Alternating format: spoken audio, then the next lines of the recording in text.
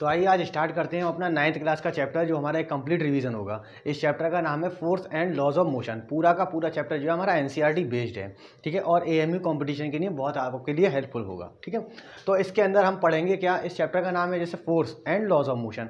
Force एक ताकत होती है और मोशन के लिए जो लॉ होंगे उसके बारे में पढ़ेंगे, यानी कि इसके अंदर जो हमें स्टडी करनी है वो स्टडी क्या करनी है कि फोर्स की वजह से कितना मोशन लाएगा, यानी कि लो फोर्स की वजह से कितना मोशन होगा, ठीक है। इस चीज़ को हम स्टडी करेंगे। तो इसके अंदर आने वाले कंटेंट क्या है, सबसे पहला तो होगा हमारा फोर्स। क्या होगा? फोर्स। दूसरा होगा types of force. Types of force होगा, ठीक है। और नेक्स्ट होगा मास एंड इनर्शिया, ठीक। उसके बाद में होगा laws of motion. Laws of motion, motion के लिए कितने लॉ हैं, ठीक है। फिर चौथा हमारा होगा equation of motion. Equation of motion. इसके बाद जो हमारा टॉपिक आएगा वो आएगा मोमेंटम। क्या? मोमेंटम, ठीक। मोमेंटम के बाद क्या है? कंजर्वेशन ऑफ मोमेंटम, यानी कि कंजर्वेशन ऑफ मोमेंटम, ठीक। ये हमारे कुछ टॉपिक हैं जिनके बारे में हमें पढ़ना है, ठीक है। तो हम हल्का हल्का सा स्लाइटली इसका जो है ना न्यूमेरिकल भी देख लेंगे। तो सबसे पहले बात करते हैं हम फोर्स क्या है। तो देखिए फोर्स नॉर्मल लैंग्वेज में अगर बोला जाए तो फोर्स एक ताकत होती है। क्या होती है? ताकत, जिसकी वजह से हम मोशन में या रेस्ट में आ सकते हैं, ठीक। तो फोर्स को डिनोट किससे करते हैं हम? कैपिटल एफ से। इसकी यूनिट क्या होती है? इसकी यूनिट होती है या तो होगी 1 यानी कि kilogram metre upon second square. दूसरी इसकी यूनिट होती है न्यूटन, कैपिटल एन। क्योंकि फोर्स के बारे में हमें न्यूटन ने बताया था, इसलिए इसकी यूनिट क्या है? न्यूटन है। ये सब क्या है? इसकी यूनिट है, ठीक। तो नॉर्मल लैंग्वेज में बोले फोर्स क्या चीज़ है? फोर्स है पुश एंड पुल, ठीक। पुश एंड पुल कैसे समझा जाए? सपोज करो ये कोई एम ऑब्जेक्ट का मास है और कुछ स्पीड से ये चल रहा है, इस स्पीड से इधर की तरफ आ रहा है। तो हमने क्या करा, इसके मोशन को यहाँ से फोर्स हमने इसके ऊपर अप्लाई कर दिया, इसको रोक दिया। तो ये क्या है? पुश है। क्या है? पुश। अब पुल क्या चीज़ होती है? पुल होता है, सपोज करा ये एम ऑब्जेक्ट का कोई मास है जो कि रेस्ट पर है। किस पर है? रेस्ट पर। अब इसको हमने चलाने के लिए क्या किया, इस पर एक ताकत लगा दी जिसको हम क्या बोलते हैं? फोर्स। तो ये हो गया पुश एंड पुल। दूसरी इसकी डेफिनेशन होती है rate change of momentum. Rate change of momentum, यानी कि किसी चीज़ के मोमेंटम में जो टाइम के रेस्पेक्ट में चेंजिंग होगी उसको क्या बोलते हैं? मोमेंटम। एक टॉपिक और भूल गया हूँ, इसके अंदर इंपल्स भी होता है, ठीक है। उस इंपल्स को भी हम बताएंगे। तो देखिए मोमेंटम समझे बिना तो हमें फोर्स समझ में नहीं आना है, लेकिन फोर्स हम नॉर्मल लैंग्वेज में समझ चुके हैं कि क्या चीज़ है। फोर्स क्या है? एक ताकत है जो किसी चीज़ को क्या कर सकती है? रेस्ट पे है तो उसको मोशन में ला सकती है, और मोशन में है तो उसको रेस्ट पर ला सकती है, ठीक। फोर्स का फॉर्मूला क्या होता है? फोर्स का फॉर्मूला होता है एक मास इनटू एक्सेलरेशन का मल्टीप्लिकेशन भी क्या कहलाता है? फोर्स कहलाता है। मास की यूनिट क्या होती है? किलोग्राम होती है। एक्सेलरेशन की यूनिट क्या होती है? Metre upon second square. और इस किलोग्राम मीटर पर सेकंड स्क्वायर को ही हम क्या बोलते हैं? 1 न्यूटन। क्या बोलते हैं? 1 न्यूटन। ऑब्जेक्टिव में पूछ लेता है 1 newton will be equal to this, यानी कि 4 हमको एग्जाम्पल दे देगा और पूछ लेगा कि न्यूटन का यूनिट क्या है, न्यूटन को किससे रिप्रेजेंट करते हैं। तो न्यूटन रिप्रेजेंट किससे होता है? यानी कि 1 kilogram metre upon second square, ठीक है। यहाँ तो हो गया फोर्स हमारा यहाँ हो चुका, ठीक है। अब फोर्स को दूसरी तरीके से समझना है तो हमें सबसे पहले मोमेंटम समझना पड़ेगा। क्या समझना पड़ेगा? मोमेंटम। तो मोमेंटम, फिर उसके बाद में रेट चेंज ऑफ मोमेंटम समझना है। तो उससे हमें क्या मिल जाएगा? उससे हमको मिल जाएगा फोर्स क्या चीज़ है। यानी कि हम यहाँ एक डेफिनेशन लिखते हैं, रेट चेंज ऑफ मोमेंटम। देखिए किसी चीज़ के साथ में अगर हम रेट अप्लाई कर देते हैं तो उसका मतलब है उसका डिवीजन टाइम के साथ में हो रहा है, ठीक है। अब मोमेंटम क्या है? हम यहाँ पर समझते हैं मोमेंटम, ठीक। मोमेंटम जब समझ लेंगे तो उसके बाद में हमको क्या समझना होगा? फोर्स समझ लेंगे वहाँ से। तो यहाँ 2 चीज़ें क्लियर हो जाएंगी, मोमेंटम क्लियर हो जाएगा, फोर्स हमारा अप्रॉक्सीमेट क्लियर हो चुका है। लेकिन मोमेंटम वाली डेफिनेशन से हम इसको समझ लें। और देखिए यही न्यूटन्स थर्ड लॉ जो है, इक्वेशन ऑफ मोशन जो है, तीसरी यानी कि दूसरी और तीसरी, पहले तीनों के अंदर ये इन्वॉल्वमेंट है। लेकिन जो दूसरा इक्वेशन ऑफ मोशन है वो पूरा का पूरा फोर्स है। यानी कि सेकेंड इक्वेशन ऑफ मोशन जो होती है, second law of motion, second law of motion, ये भी चीज़ क्या बताती है, ये क्या डिफाइन करेगी, सेकंड लॉ ऑफ मोशन जो होगा वो फोर्स को डिफाइन करेगा, ठीक है। तो मोमेंटम क्या है, मोमेंटम को रिप्रेजेंट करते हैं स्मॉल पी से, ठीक है, यानी कि multiplication of mass and velocity, ठीक। वेलोसिटी यहाँ थोड़ा सा मैं स्पीड भी लिख सकता हूँ, स्पीड लेकिन इस वे में होगा जब डिस्टेंस और डिस्प्लेसमेंट इक्वल हो, ठीक है। तो मोमेंटम क्या चीज़ है, सीधा सीधा multiplication of mass and speed या वेलोसिटी, ठीक है। अब मास की यूनिट क्या होती है, किलोग्राम, और वेलोसिटी की क्या होती है, मीटर पर सेकेंड, ठीक। अब देखिए ये तो सिर्फ एक नॉर्मल मोमेंटम का फॉर्मूला हो गया। मोमेंटम भी टू टाइप्स का हो जाता है, इनिशियल मोमेंटम और फाइनल मोमेंटम, ठीक। तो मोमेंटम यहाँ कितना है, यानी कि एक होता है इनिशियल और दूसरा क्या होता है, फाइनल। इनिशियल कब लगेगा, ऑब्जेक्ट रेस्ट पर होना चाहिए, कहाँ होना चाहिए, ऑब्जेक्ट विल बी रेस्ट या ऑन रेस्ट, ठीक है। और फाइनल मोमेंटम क्या होगा, इसके पास कुछ स्पीड होगी, ठीक है। तो चेंजिंग इन मोमेंटम क्या चीज़ होती है, तो चेंजिंग इन मोमेंटम होती है P equal to final momentum minus initial momentum, ठीक। अब इनिशियल वेलोसिटी को हम किससे रिप्रेजेंट करते हैं, u से, तो हम यहाँ पर लिख सकते हैं मोमेंटम को P equal to M we minus M U. देखिए एम वी क्या है, फाइनल मोमेंटम है, और u क्या है, एम यू क्या है, इनिशियल मोमेंटम है। देखिए ऐसे समझ लीजिए, ये कोई ऑब्जेक्ट है, एम ऑब्जेक्ट कहाँ पर है, अभी रेस्ट पर है, इसको किसी भी तरह से हमने चला दिया तो इसकी इनिशियल वेलोसिटी हमने कितनी ली है, u ली है। आफ्टर टी टाइम ये कितना हो जाएगा, एम वी हो जाएगा, ठीक है। तो इनिशियल मोमेंटम और फाइनल मोमेंटम समझ में आ गया। अब इसी के रेट चेंज को क्या बोलते हैं, हम फोर्स बोलते हैं, ठीक है। मोमेंटम हो गया, ठीक। दूसरी एक चीज़ यहाँ समझ लें हम जरा मोमेंटम को। देखिए अब जब रेट चेंज की बात की है तो फोर्स जो है डायरेक्टली प्रोपोर्शनल किसके होता है, रेट चेंज ऑफ मोमेंटम के, ठीक है। यानी कि फोर्स डायरेक्टली प्रोपोर्शनल होगा चेंज इन मोमेंटम, ठीक है। और फोर्स जो होता है इन्वर्सली प्रोपोर्शन यहाँ पर किसके होगा, यार एक काम करें, फोर्स डायरेक्टली प्रोपोर्शनल करते हैं रेट चेंज ऑफ मोमेंटम के, यानी कि टाइम का डिवाइडेशन कर देते हैं। तो एफ इज डायरेक्टली प्रोपोर्शनल कितने हो जाएगा, P F minus P I और अपॉन टी, ठीक है। तो एफ का यहाँ से अब इस प्रोपोर्शनलिटी की साइन को जब रिप्लेस करते हैं तो एक कांस्टेंट लेके आते हैं, तो एफ इजिकल टू हमने यहाँ ले लिया के, और P F minus P I upon T, ठीक है।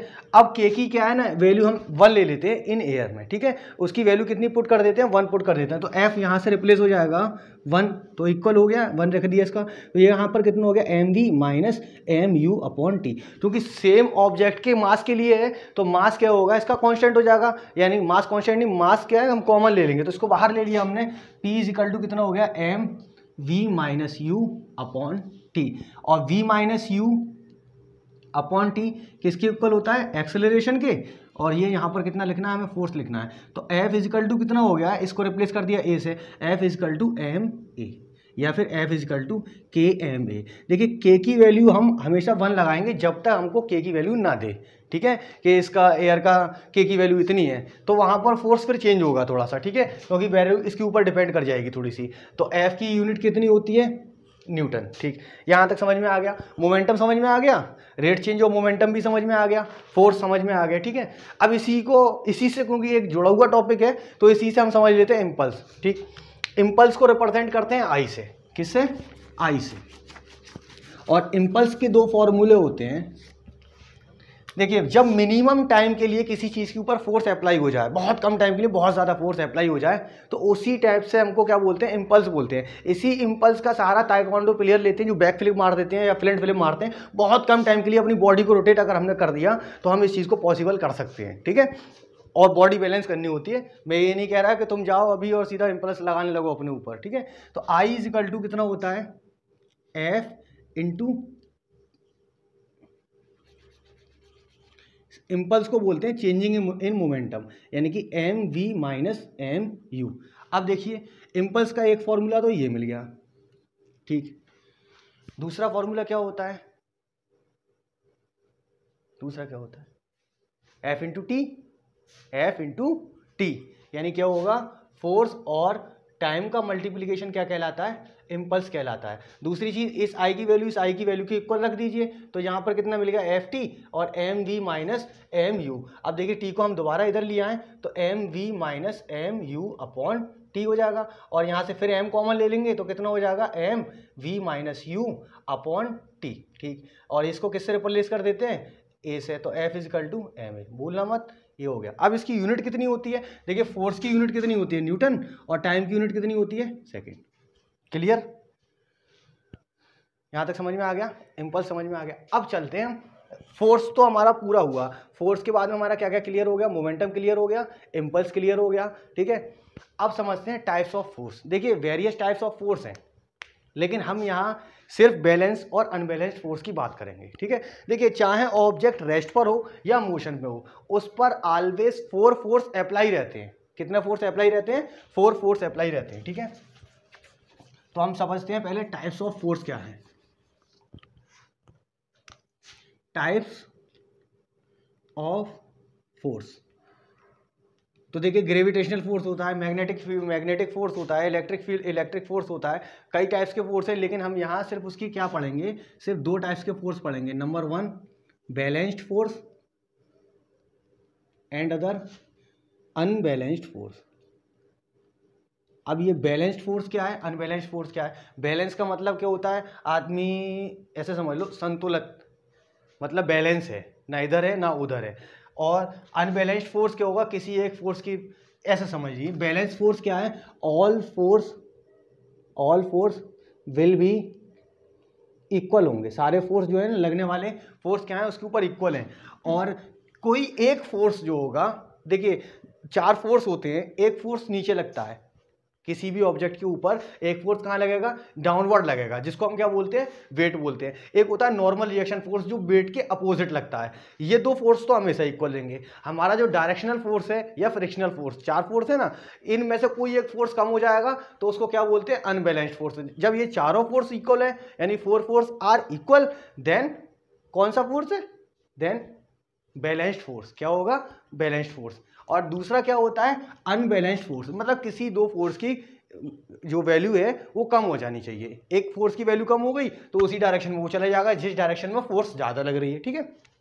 जैसे एनसीईआरटी के अंदर एक क्वेश्चन भी है कि कौन सा बैलेंस है और कौन सा अनबैलेंस्ड है। एएमयू के अंदर भी पूछा है ये वाला क्वेश्चन इसी टाइप से कि कौन सा अनबैलेंस्ड फोर्स होगा, या किस पर ज़्यादा फोर्स है और किस पर कम फोर्स है। वो जब न्यूमेरिकल पोर्शन कराएंगे उसके बाद में कर देंगे उसको इंशाल्लाह। तो हम समझते हैं बैलेंस्ड फोर्स। तो सबसे पहले ये कोई ऑब्जेक्ट रखा on the surface of earth, earth के सरफेस पर कोई एम ऑब्जेक्ट का मास है, क्योंकि acceleration due to gravity next chapter में, ठीक है। लेकिन हम यहाँ बता देते हैं हल्का सा, एक्सेलरेशन ड्यू टू ग्रेविटी जो होती है डाउनवर्ड डायरेक्शन में, ठीक है, किसी ऑब्जेक्ट पर लग रही है, तो इसका मतलब क्या है, जो डाउनवर्ड फोर्स है उसको क्या बोलते हैं, वेट। और वेट क्या होता है, W equal to M G. यानी कि जब एक्सेलरेशन ड्यू टू ग्रेविटी की बात करते हैं डाउनवर्ड फोर्स में, तो वेट किस में चेंज हो जाता है, फोर्स किस में चेंज हो जाता है, फोर्स किस में चेंज हो जाता है, वेट में चेंज हो जाता है। और इसके अपोजिट जो फोर्स लगता है उसको क्या बोलते हैं, normal reaction force, normal reaction force. देखिए इसी टॉपिक पे अगर हम समझना चाहें तो न्यूटन्स थर्ड लॉ बहुत अच्छा समझ में आएगा। न्यूटन्स थर्ड लॉ क्या कहता है, इक्वल एंड अपोजिट रिएक्शन होती है फोर्स की। अगर हम किसी ऑब्जेक्ट के ऊपर 4 न्यूटन फोर्स अप्लाई कर रहे हैं तो 4 न्यूटन फोर्स वो भी हम पे अप्लाई कर देगा, बस शर्त यहाँ एक है कि वहाँ पर टॉर्क अप्लाई ना हो, वहाँ पर टॉर्क अप्लाई ना हो। टॉर्क क्या करता है, फोर्स की ताकत को थोड़ा कम कर देगा, फोर्स को कम कर देता है, ठीक है।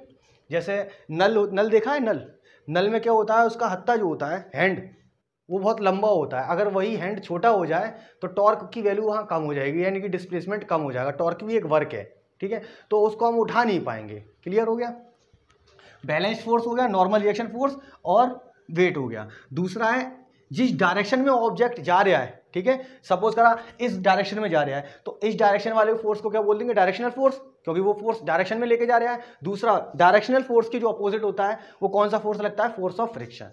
या फोर्स ऑफ फ्रिक्शन की हम इसलिए बात नहीं करेंगे कि फोर्स ऑफ फ्रिक्शन हमारे टॉपिक में नहीं, सिर्फ नाम है, ठीक है, सिलेबस के अंदर नहीं है, वरना वहां पर हमको क्या करना पड़ेगा, F equal to mu S into R लगाना पड़ेगा, ठीक है। फिर इस ऑब्जेक्ट का हम डायरेक्शन निकालेंगे, ये थीटा जो होता है, फिर इसकी वैल्यू निकालते हैं, यहाँ से टेन थीटा निकालेंगे, तो लंबा घूम जाएगा चैप्टर जो है, तो हम यहीं पर ही सिर्फ रहते हैं।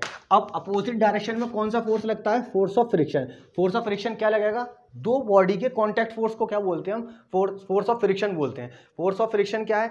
जब दो सरफेस एक दूसरे के ऊपर रखे होते हैं तो उसको क्या लगता है? फोर्स ऑफ फ्रिक्शन लगता है। जैसे हम आगे चलते हैं तो हमारी डायरेक्शन इधर है, पैर हमारे जो अर्थ सरफेस पर टच कर रहे हैं, वो फोर्स क्या करता है?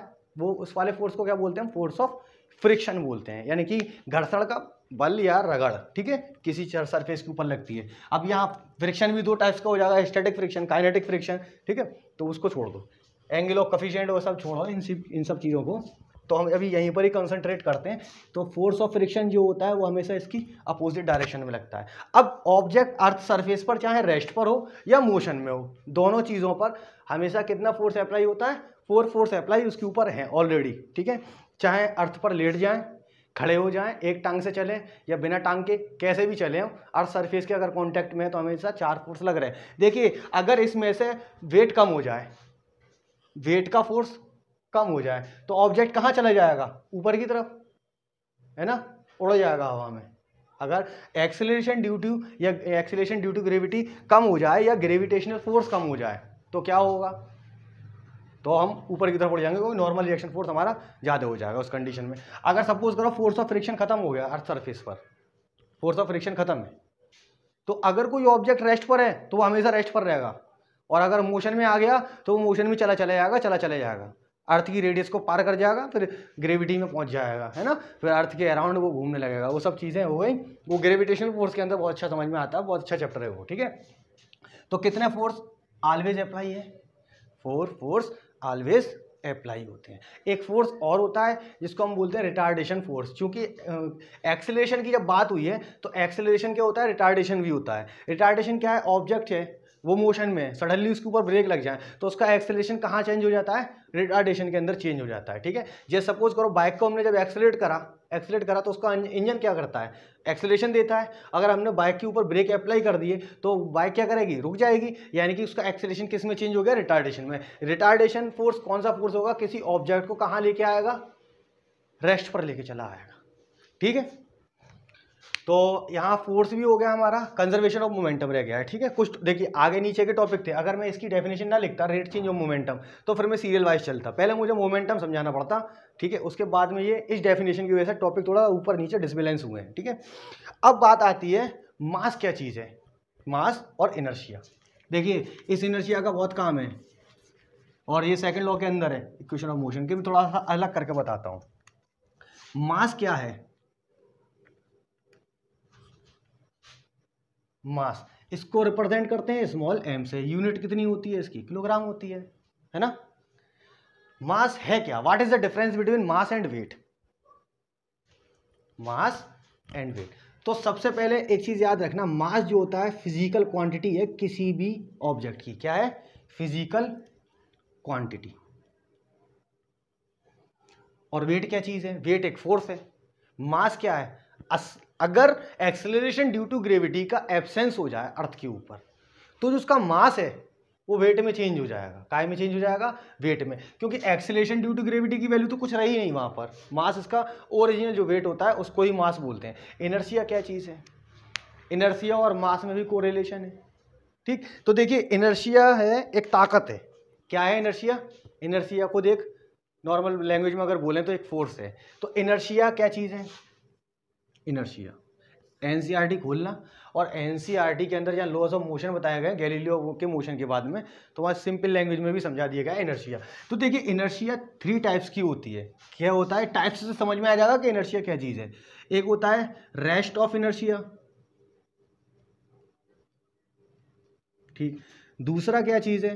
मोशन ऑफ इनर्शिया, या इनर्शिया ऑफ मोशन पूछ लो, इनर्शिया, ठीक।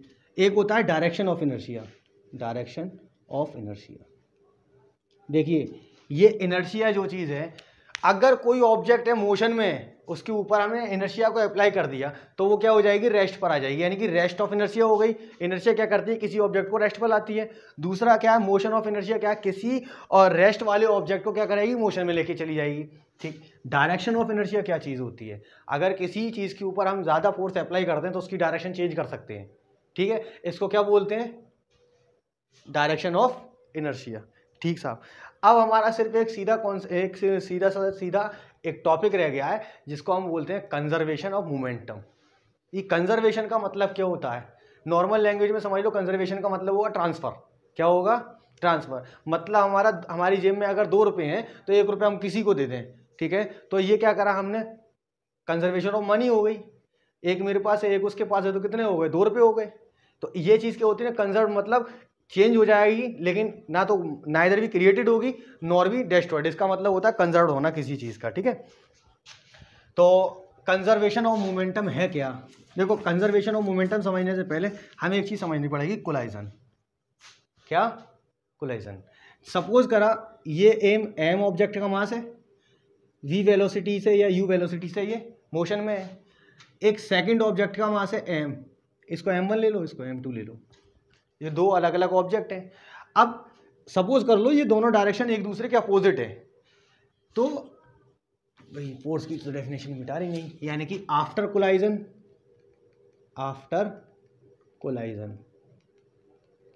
Equal to before collision.